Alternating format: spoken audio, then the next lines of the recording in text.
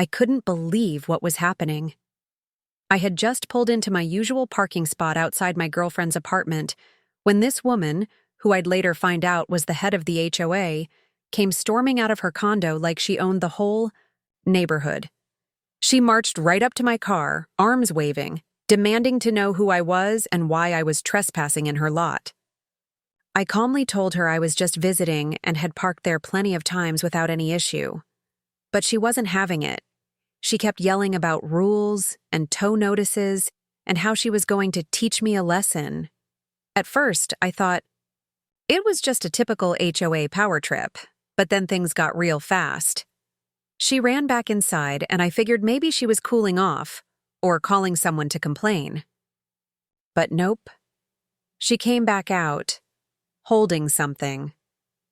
At first, I couldn't see exactly what it was, but when she got closer, my heart dropped. It was a small knife. Not huge, but enough to make anyone freeze. She didn't swing it, didn't stab, but she stood there pointing it like a threat, screaming that she had every right to protect her property. Now I know what you're thinking. Why didn't I call the cops? Trust me, that crossed my mind. But instead, I stayed calm, pulled out my phone, and started recording. I figured if this woman wanted to make threats, she should at least be caught on camera. What she didn't know was that I wasn't just some random guy in the neighborhood. My dad is actually a county judge, and when he saw the video, let's just say things moved very quickly after that. But you won't believe what happened next when the police showed up, and what she tried to claim. So I'm standing there with my phone recording, trying to stay as calm as possible while this HOA lady, who everyone in the neighborhood apparently calls Karen, is holding this knife and yelling like I've just robbed her house. I didn't even move. I didn't raise my voice. I just kept the camera steady, thinking, this is the kind of stuff people won't believe unless they see it. She was pacing in front of my car, still ranting about how she pays dues and how outsiders like me are ruining the community. Now here's the thing. My girlfriend's lived in that complex for over 2 years. I've parked there dozens of times. Not once have we had a problem. No notes on the windshield, no warnings, nothing. So for her to come out like this over one parking space felt personal. And as I found out later, I wasn't the first person she's confronted. Neighbors had stories. She's the type that leaves sticky notes on windows, takes pictures of license plates, even tried to fine a family for having their trash cans out 10 minutes too early. But back to that day. Before the cops even arrived, she started doing this. Weird switch. Like suddenly realizing maybe she'd gone too far. She lowered the knife and started acting like I was the one being aggressive. She even said, "He's trying to intimidate me with his phone." Like, seriously? I wasn't even moving. I didn't say anything rude. Just standing there, recording, letting her dig her own hole. When the officers pulled up, she practically ran to them, tears in her eyes, claiming she feared for her life. Total 180. I could hear her telling them I'd threatened her. That's when I stepped forward, calmly, and said just one thing. I have everything on video. And when they asked who I was, I said my full name. And one of them paused. Like he recognized it. That's when everything started to shift. The moment I said my name, I saw the officer glance at his partner, then back at me. He didn't say much, just nodded slowly and asked to see the video. Meanwhile, Karen was still going off in the background, trying to twist the story in her favor. She claimed I was aggressive, that I was stalking the neighborhood, and even said she thought I was armed. None of that was true. But I could tell she was banking on them believing her word over mine.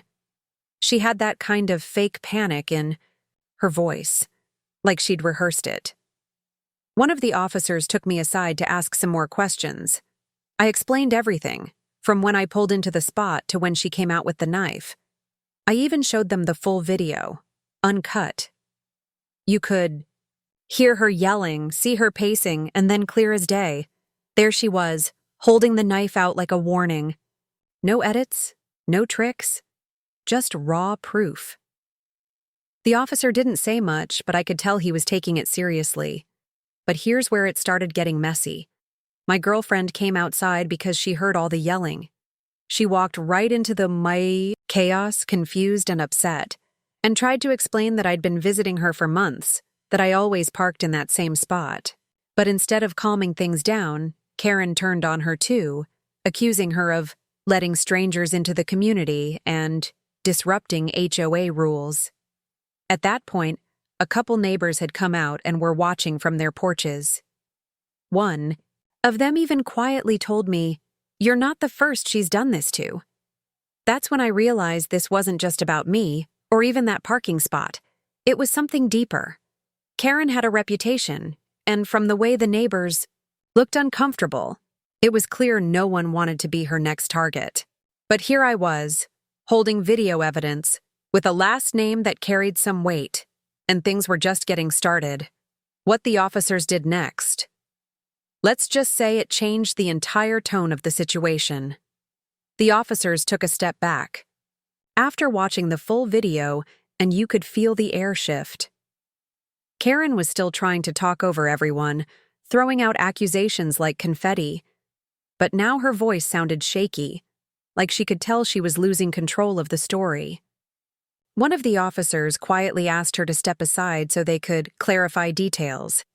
And the other kept asking me questions about how long I'd been visiting, how often I parked there, and if anything like this had ever happened before.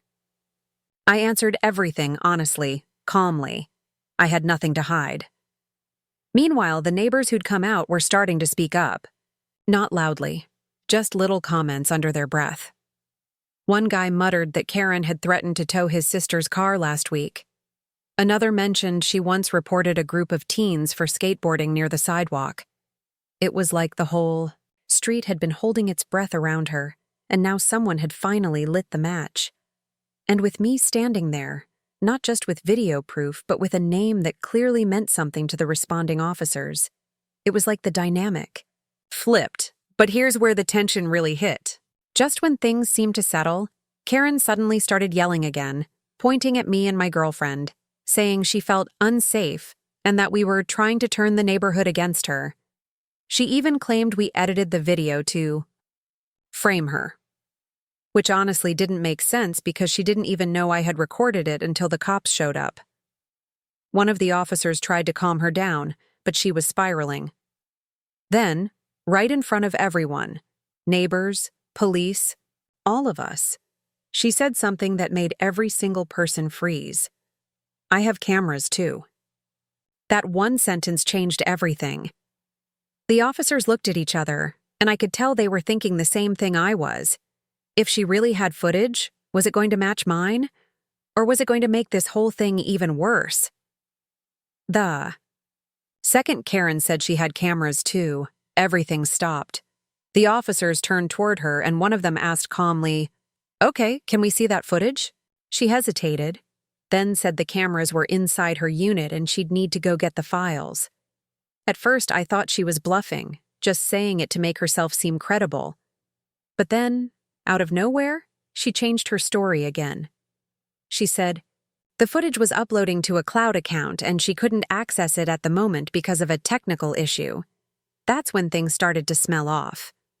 While the officers tried to sort that out, one of the neighbors, an older woman, who had been standing nearby, walked over to us and whispered, "She doesn't have any cameras outside."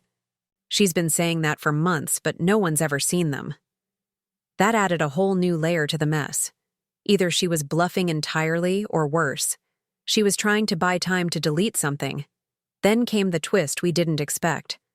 While this was all unfolding, another squad car rolled up. But it wasn't just another officer. It was someone who recognized my last name and apparently had worked cases with my dad before.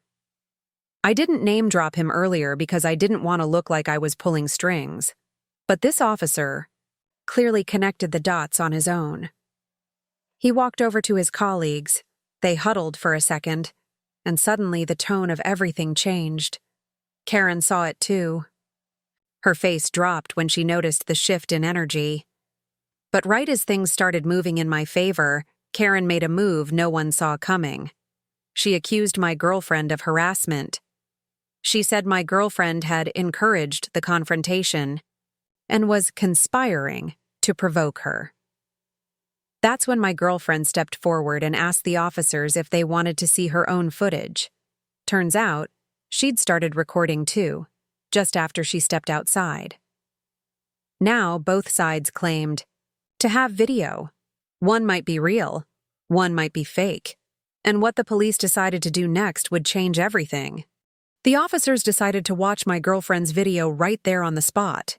She handed over her phone without hesitation. You could hear the earlier part of Karen yelling from inside the condo, then storming out with the knife clearly in her hand. The audio was clear. No edits. She didn't say a word to provoke her, just asked what was going on.